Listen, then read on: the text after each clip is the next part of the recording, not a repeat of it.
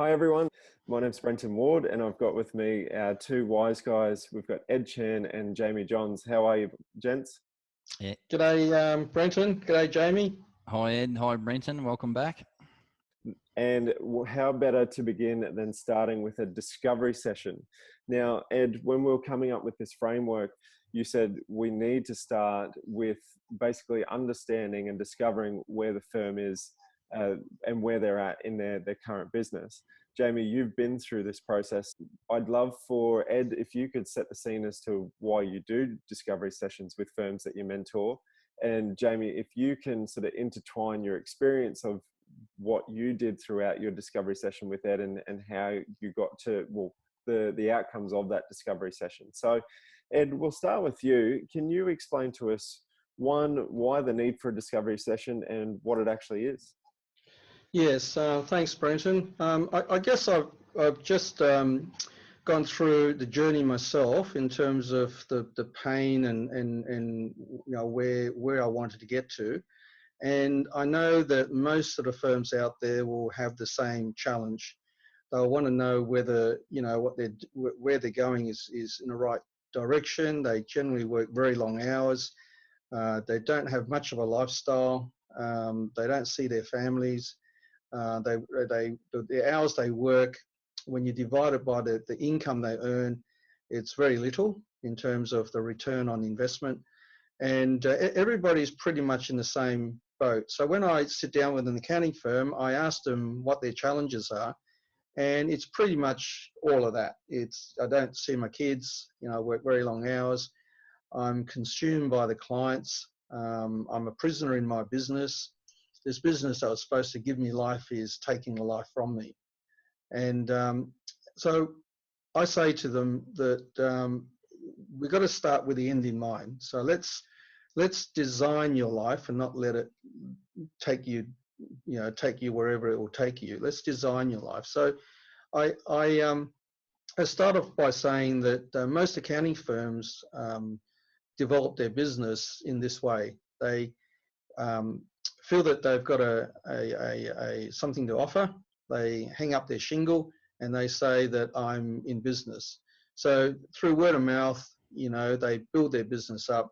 And for many, many years, they work really long hours, and some of them make good money and some of them don't make such good money. But eventually at the end, when they retire, they sell the business because they've built the business up. So they know that if they stepped away from that business, the business will just, you know, won't go as well if they stepped out of it. So their attitude is that I'll flog it for as much as I can get, and then I'll retire. But then what are you going to do with your money? So you can only invest it into several places. You can invest it into the stock market. And if you invest it into the stock market, you'll get like a 5% dividend yield. So if you sold your practice for $1 million, you invested $1 million into the stock market, you'll get $50,000 a year to live on. If you bought a property with it, the return on a property is about 3% net. So you'll get about $30,000 a year to live on. Now, currently, if you look at your practice, and I do everything as a return on investment. Currently, if you're doing $1 million, after your wages, you should be earning around $250,000. That's a 25% return on your investment. So your $1 million today is earning you around 25% return. Some are less, some are more. Some firms earn around 36, 38%. Other firms earn around 15%. But whether it's 15% or 38%, it's a lot more than a 5% dividend in the stock market, or a 3% return in the property. However, the problem with that is that you've built this business around yourself, and if you stepped out of this business, it's not going to go very well. So you have to sell it. The alternative is that during the lifetime of this business, you're earning reasonable money, and you take this profit and you pay tax on it, because you end up paying quite a lot of tax on it, and whatever you're left with, you then invest it into some shares or into some property for your retirement. And again, it's a very slow way of doing it because you lose half of it in tax, and what you're left with, then you go and invest it. However, when I listen to Warren Buffett, who runs Berkshire Hathaway, the majority of the portfolio of Berkshire Hathaway is invested in direct businesses, and a smaller portion is in direct shares. Now, the reason why he's invested directly into businesses is because the businesses give a return of around 25–30%, whereas the investments from his share portfolio gives him a dividend of around 5 or 6%. So Berkshire Hathaway's been showing an average return of around 29% since the day he started, for decades and decades. And he said that when he looks for a business, he has 4 things that he looks for. The business has to sell a product that the mum and dad out there need. So he's picked businesses that, you know, mum and dads out there need. Tax returns. Everyone needs to do a tax return. He said that he had to understand the product. So for many years, he didn't go into IT because he didn't understand IT. He understood insurance, and he understood all the other products, businesses that he went into. So we understand our business. The other thing was that he said it had to have really good management. And I believe we have really good management. And then the last thing he said, that he needed control over it. So that's why he buys the business out 100%. And then the period of ownership, Warren Buffett says, is the period of ownership is forever. So the guy's pretty clever. And when I looked at our business and he ticked all those boxes, I said to myself, well, why do I want to sell it, put it into the stock market, and drop my return on investment from 25%, which it is today, down to 5%, and lose control of it? And when the GFC comes around, you run the risk of losing half of it. When during the GFC, Channel Natal didn't lose anything. We kept growing. And during the GFC, a lot of the companies stopped paying dividends, whereas Channel Natal continued to pay the dividends. So when I sat back and looked at that model, why would I want to sell it? But I understood that if I built the business around myself, and I call that catching butterflies with a butterfly net. So you get out there and you catch these butterflies with a butterfly net. The problem with that model is that, and that's the partnership model, and a lot of accounting firms have a partnership model where they'll only invite you to join them if you're a finder. If you're a grinder or a minder, you wouldn't get invited to join them as a partner. So their growth model is based on partners being finders.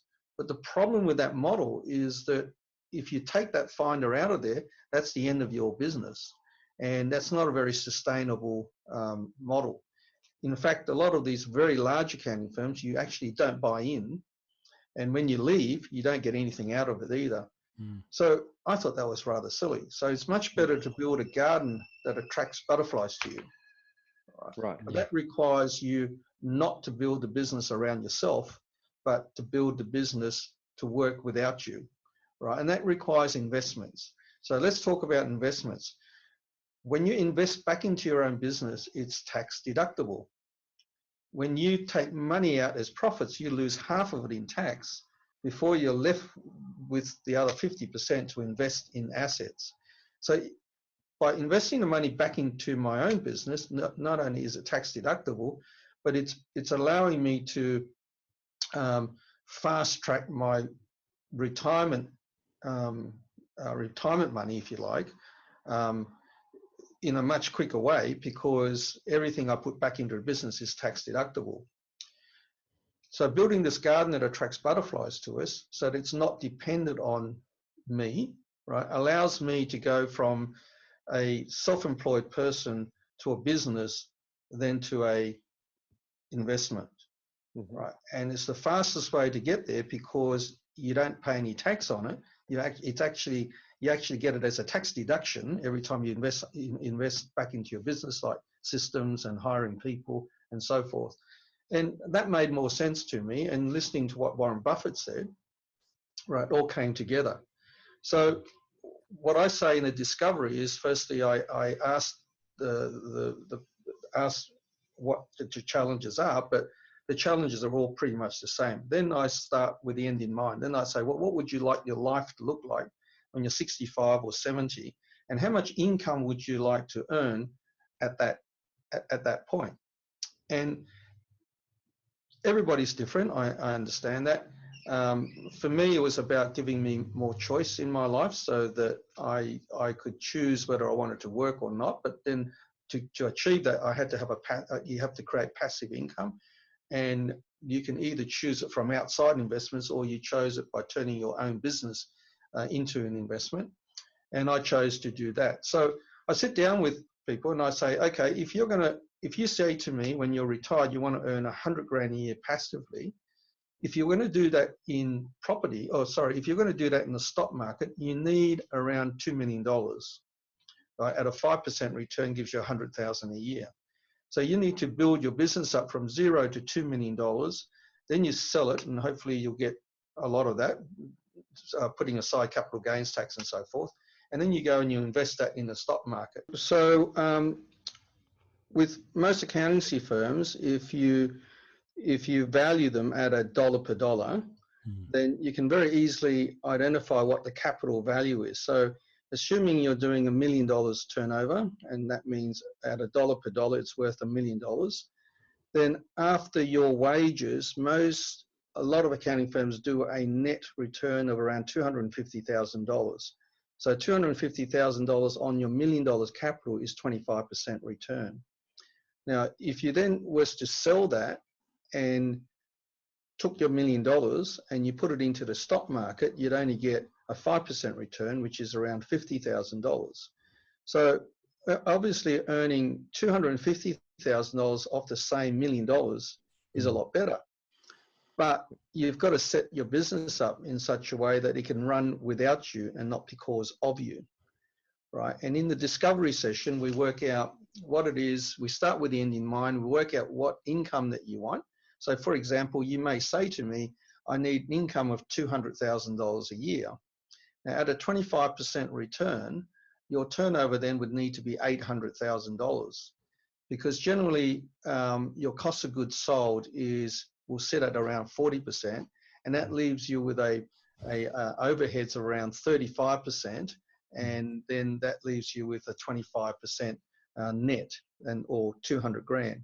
Now your wages is on top of that, but we're just talking about passive income. If you then sold that $800,000 and put it in the stock market, you'll only earn 40 grand from it. So how do we turn that business into an investment?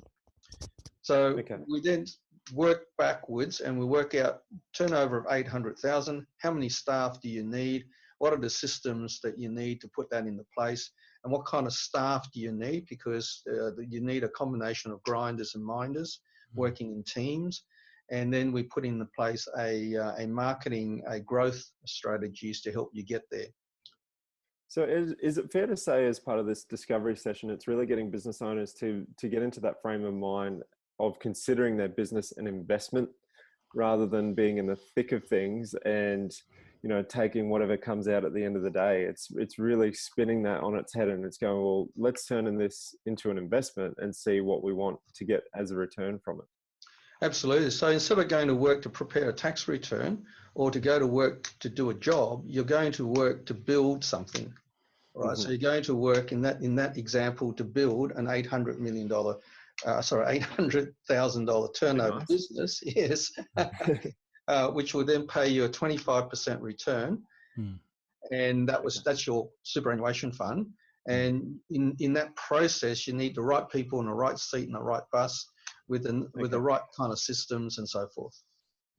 So Jamie, when you started your discovery session with Ed, how were you viewing your business? And out the back of that discovery session, what sort of things were you enlightened upon? Yeah, first of all, it's really a mindset. So for me, with working with Ed, first of all, it was the mindset that my business can be an investment. Because I think, you know, there's a lot of business brokers out there and a lot of theory out there that, you know, you work in a business to sell it. You know, there's a lot of business coaches out there, for example, in a particular franchise that I won't mention, but they all talk about, the one purpose of a business is to build it up and sell it. So when you start talking to Ed, that turns that theory on its head and says, okay, well, if you can get a better return on your business and set up your business in a way that it can get a better return on investment than property or the share market. So Ed's argument is, why do you sell it? And it's purely focused on results. So that resonated with you, or were you questioning the fact, given that at that point in time your business was fairly heavily built around yourself, would you say? Well, it was like a lot of guys who start out like myself and like Ed did. It's all built around you.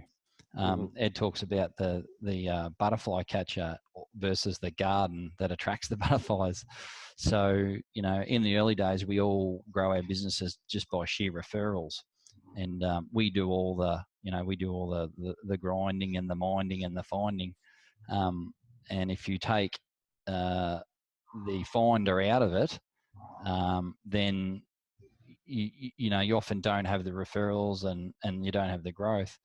So Ed really, in the discovery session, really turns a lot of traditional thinking on its head and solely focuses on really two factors. One, can your business give you a good return on investment compared to other asset sources? And secondly, can you set up your business to run without you? Now, you know, if you don't have the right mindset to believe that your business can run without you, then you really need to get to stage one. Stage one is, I think Dr. Stephen Covey talks about, you know, private victory and public victory, or there's two creations. So Ed really mentors you to say, well, it can be done. I've done it. This is how it's done. And you've got to get it through your mind first. That's the first thing. But the second thing is purely focus on a business sense is, let's get a good return in investment on this business. And you go to work every day, as Ed said, to work on the balance sheet. A lot of us, and including myself and other accountants, you know, as soon as we have more staff, more systems, more procedures, we think of it as P&L. We think, oh, that's an expense. Oh, that's just another expense. So you've really got to change your whole mindset around working on the business and building an investment over the longer term, not short term. So yeah, hopefully. So Ed, can you give anyone watching who would like to undertake their own discovery session with themselves now, what the steps would be to really getting that underway? Absolutely. It's not that difficult. You just got to ask yourself, you know, if it's a husband and wife team, just ask your wife and yourself, you know, what do you want your lifestyle to look like when you're 65? What income do you want to earn when you're 65? What amount of work do you want to do? And then based on that, we work backwards from there. So, and then we design that business instead of just letting the business take you wherever the wind blows, so to speak. That you actually design your life, you design your business, and you design the kind of income that you want and the kind of lifestyle that you want. I mean, I personally wanted more choices in my life, and I knew that the only way I could get more choices in my life is to have a passive income. And the best way and the quickest way to build passive income is to invest it back into your own business and structure in such a way that it ran without you. And that's what I've done, and it's achievable. We're in the right kind of business. The problem is that there's been some very good marketers out there who've sort of brainwashed us into thinking that compliance is dying, and compliance isn't a very good product, and people don't value it, and so forth and so forth. But compliance is the only business that's growing. They're also saying that it's dying, but it's not dying. It's actually growing. It's growing because our population's growing by 250,000, 300,000 a year. and our immigration policy is quite healthy. So whenever skilled migrants come into this country, they all get a job and they all need to do tax returns. So the compliance pie is growing. And I keep saying that's a great business model, because that's the only business model that I know that the government drives business to your door, because it's illegal not to do a tax return. It's recession proof. And all you need to do is to, all we need to do is to manage it efficiently so that it's profitable. And we don't need to go chasing for new business. The business is pretty close to annuity in nature. So what better business can you have that the government drives it to your door, and it's as near annuity as you can get, and the pie is growing. And as long as there's tax in the country, there's always going to be tax changes. Whenever there's tax changes, so you always need an accountant. So there's been a lot of confusion created by a lot of people out there, and generally they're from people who had a vested interest. They were either trying to sell you their products or sell you their services or something, and they misrepresent what our industry is. And because of that, it's created a lot of confusion, and that's led a lot of accountants to believe that, at the end of their working life, they need to flog it off and get as much as they can, and not retain an interest in it. But naturally, if you don't have systems in place, then if you built the business around you, then you have to sell it. There is no other option. So what I'm saying is, don't run it like a partnership. Run it like a corporation, where we separate ownership from your labor, from your skill. In a partnership model, it doesn't work, because just because you're an owner, you think you've got a say in everything, even though you may not have the skills or the experience to get involved in certain aspects of your business. But because you're a partner and you're an owner, you have a say in everything, and it doesn't work. And if you turn it into a corporation where you separate the skills out from the shareholding, so some people are more CEO, some people are more COO, some people are more CTO or CFO. And if we each stay in our flow, in our area of expertise, and let each other run our areas, then hopefully together you'll produce a profit, and then you pay a dividend based on your shareholding.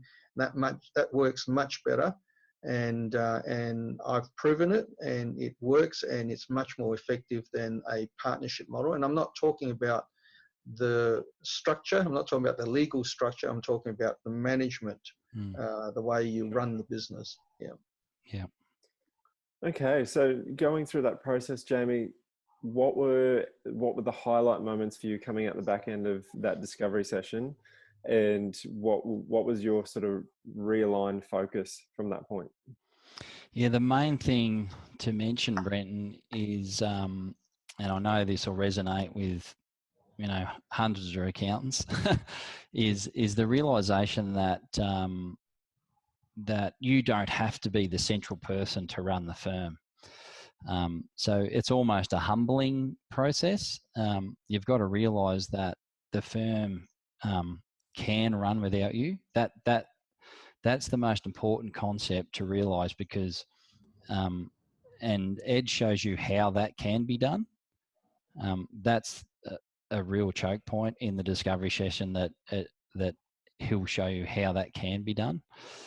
And the other thing is, I think, Ed mentioned, is once you realize how that can be done, then it's really important to get that structure and foundation of teams and operational systems in place.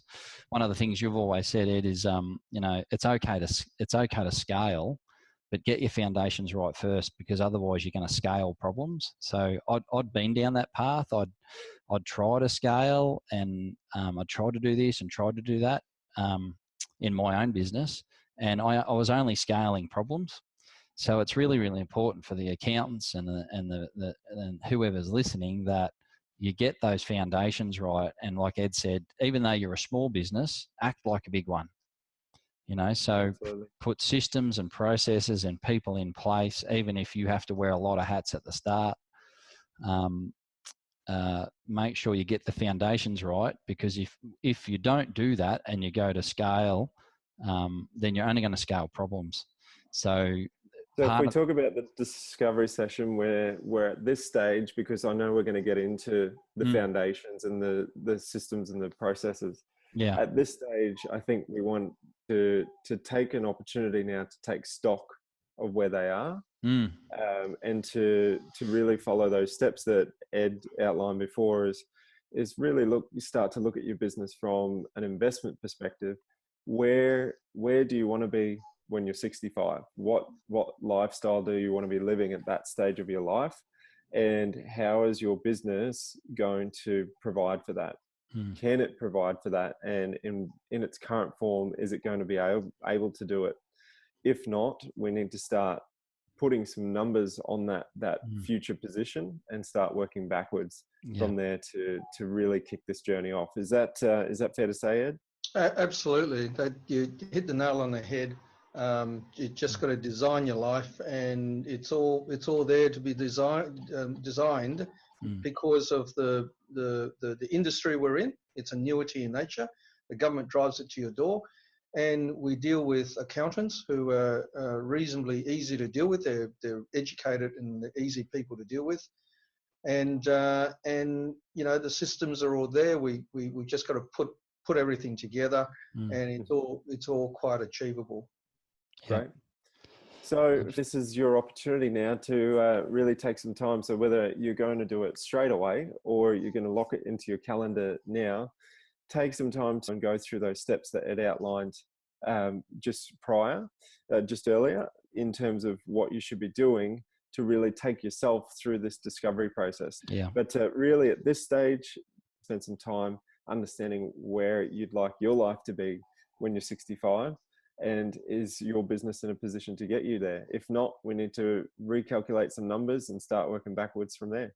Ed, thank you so much for sharing that part of your journey and the journey that you start your firms on. I think it's a brilliant place to start. And Jamie, looking forward to hearing more on how you took Sky Accountants through this part of the journey as well. Ed? Yeah, thanks, and thanks for having me, Brenton. It's an absolute honour to share some of the things that I've experienced with everybody, and I look forward to continuing to do that. Ed, the pleasure is all ours. We look forward to hearing more of your learnings. But for now, let's begin with the end in mind, or at least go through our discovery session and really understand where we want to take our business. So thanks, guys. All right. Bye. Thanks, Brenton. Bye.